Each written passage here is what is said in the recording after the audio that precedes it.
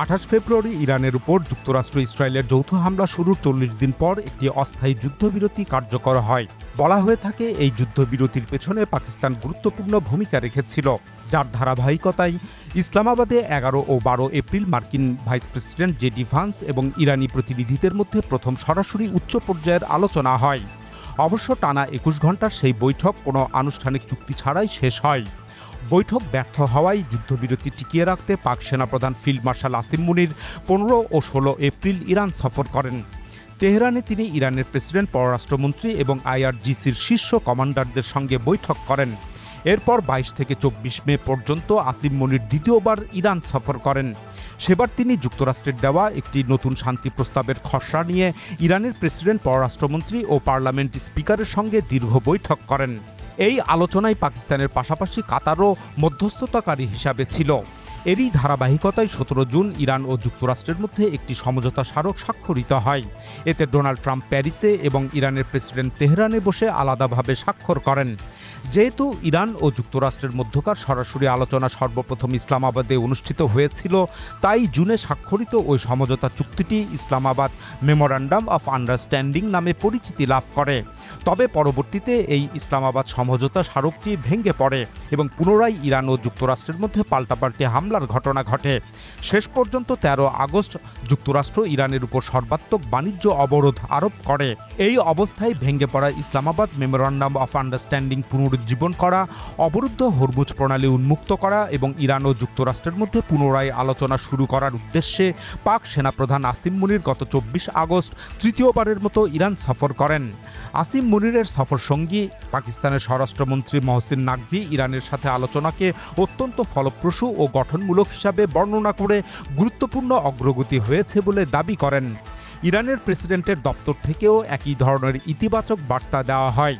তবে এই কূটনৈতিক তৎপরতার পরও বাস্তবে ইরান ও যুক্তরাষ্ট্রের মধ্যকার বর্তমান উত্তেজনা কমেনি, বরং পরিস্থিতি আরও সংঘাতময় হয়ে উঠেছে।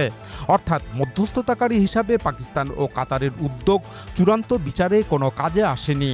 যদিও ততক্ষণে ফিল্ড মার্শাল আসিম মুনিরের নাম মধ্যস্থতাকারী হিসাবে বিশ্বজুড়ে ছড়িয়ে পড়ে। তবে অনেকে তাকে মধ্যস্থতাকারী না বলে ট্রাম্পের বিশেষ দূত হিসাবে দেখেন। তাদের যুক্তি হলো আসিম মুনির দুই পক্ষের মধ্যে দর কষাকষির সময় নিজের কোনো প্রস্তাব সামনে আনতে পারেননি, বরং তিনি ট্রাম্পের বার্তাবাহক হিসাবেই কাজ করেছেন। অর্থাৎ ট্রাম্প আসলে কি চান এবং তার অবস্থান কি, আসিম মুনির মূলত সেটি ইরানের কাছে পৌঁছে দিয়েছেন। বস্তুত ইরান যদি যুদ্ধের ময়দানে প্রতিরোধ গড়ে তুলতে না পারত, তাহলে ডোনাল্ড ট্রাম্প হয়তো পুরো ইরানকেই গ্রাস করতেন। আর সেই অবস্থায় ফিল্ড মার্শাল আসিম মুনির ট্রাম্পকে কখনোই থামাতে পারতেন না। পাক সেনাপ্রধান আসিম মুনির ২০২৫ সালের ২০ মে ফিল্ড মার্শাল পদে পদোন্নতি পাওয়ার পর ১৮ জুন প্রথমবার হোয়াইট হাউসে ডোনাল্ড ট্রাম্পের সঙ্গে বৈঠক করেন।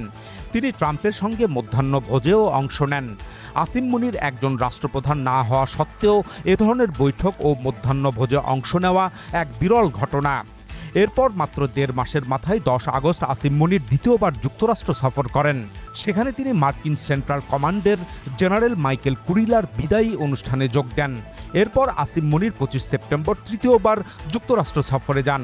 সেবার জাতিসংঘের সাধারণ পরিষদের অধিবেশনে প্রধানমন্ত্রী শাহবাজ শরীফের সফর সঙ্গী হন এবং ট্রাম্পের সঙ্গে যৌথ বৈঠকে অংশ নেন।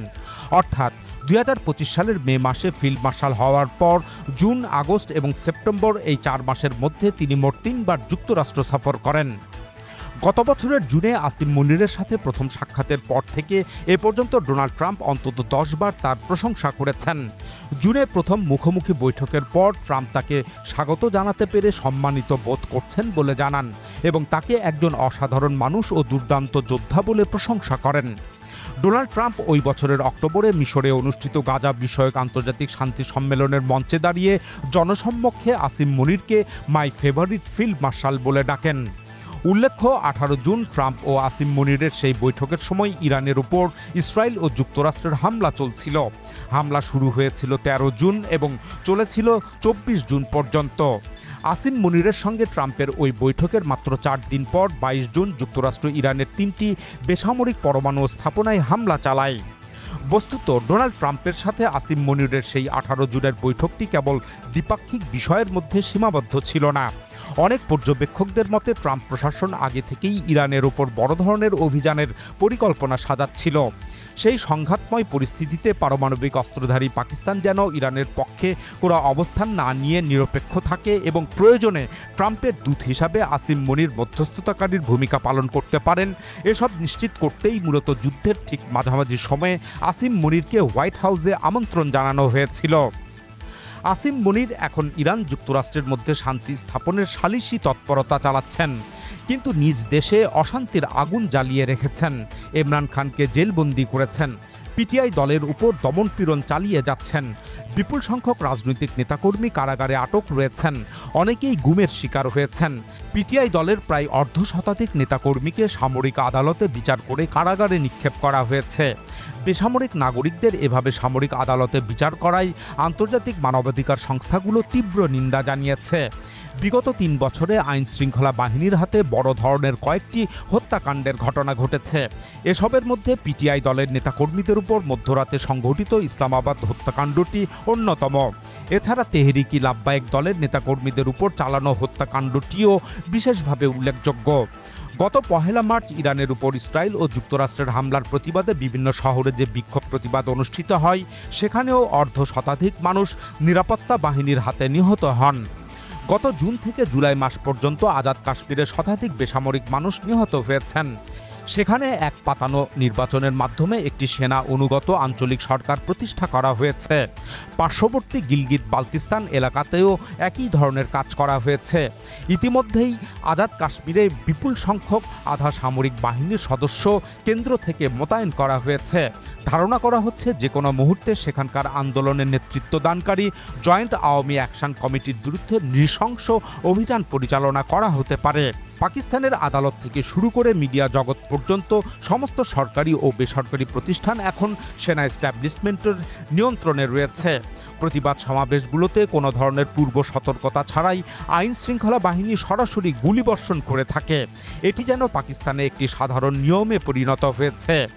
বেলুচিস্তান প্রদেশে সহিংসতা দমন করতে পাক সেনাবাহিনী বর্তমানে যৌথ অভিযান পরিচালনা করছে। অভিযানে স্থলবাহিনীর পাশাপাশি যুদ্ধবিমান, অ্যাটাক হেলিকপ্টার, সশস্ত্র ড্রোন ব্যবহার করা হচ্ছে। তারপরও পরিস্থিতি নিয়ন্ত্রণে আনতে পারছে না। এভাবে নিজ দেশের অভ্যন্তরে নিজ দেশেরই নাগরিকদের বিরুদ্ধে অভিযান পরিচালনা মূলত রাষ্ট্র কাঠামোর দুর্বলতা প্রকাশ করে। বেলুচিস্তানে যদি প্রকৃত অর্থে জনগণের নির্বাচিত প্রতিনিধি থাকত, তাহলে তাদের মাধ্যমে পাকিস্তান সরকার পরিস্থিতি নিয়ন্ত্রণে আনতে পারত। কিন্তু পাকিস্তানের জাতীয় নির্বাচনের মতোই বেলুচিস্তানেও সেনা এস্টাবলিশমেন্টের অনুগত সরকার বসানো হয়েছে। পাকিস্তানের খাইবার পাখতুনখোয়া প্রদেশের অবস্থাও নাজুক। সেখানকার ওয়াজিরিস্তানের মানুষ দীর্ঘদিন ধরে তাদের সাবেক ফাটা এলাকার মর্যাদা ফিরিয়ে দেওয়ার দাবি জানিয়ে আসছে।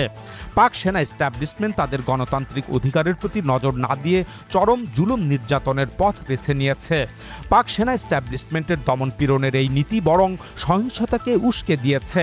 একটি দেশের অভ্যন্তরীণ সমস্যা সমাধানের জন্য সামরিকভাবে বল প্রয়োগের চেয়ে রাজনৈতিক সমঝোতা ও বন্দোবস্ত যে অনেক বেশি কার্যকরী, এই স্বতঃসিদ্ধ কথাটি পাক সেনা এস্টাবলিশমেন্ট কখনোই মানতে চায়নি।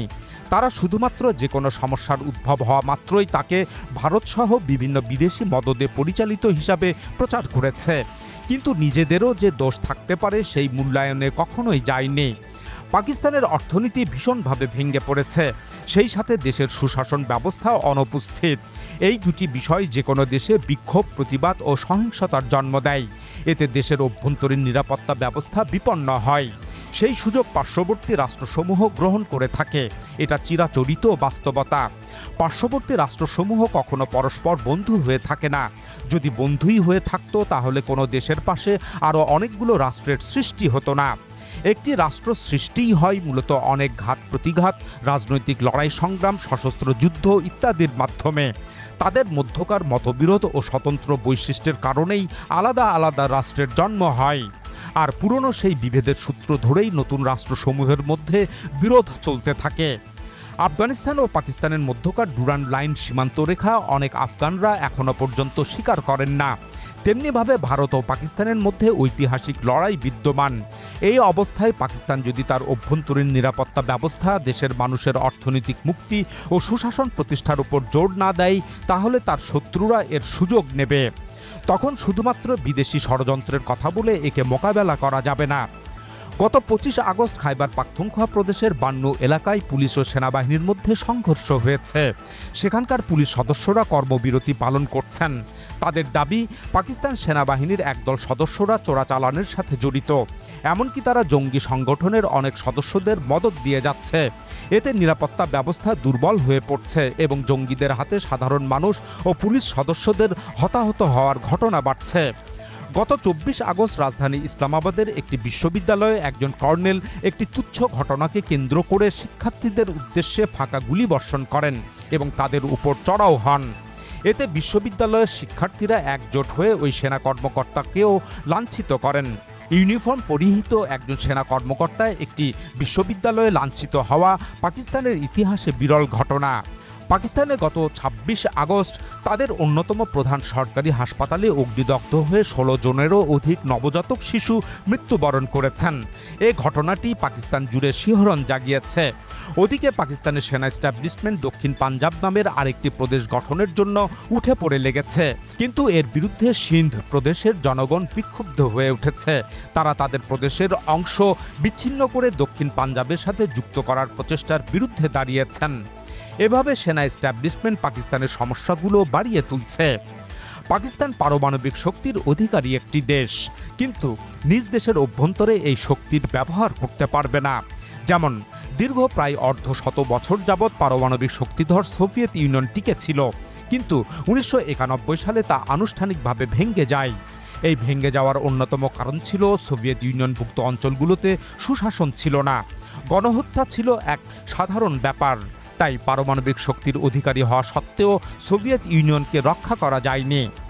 আসিম মনির এখন ভূরাজনৈতিক কারণে সুবিধা পাচ্ছেন, যুক্তরাষ্ট্রের কাছেও বাহবা পাচ্ছেন, কিন্তু ভূরাজনীতির রং দ্রুত বদলায়।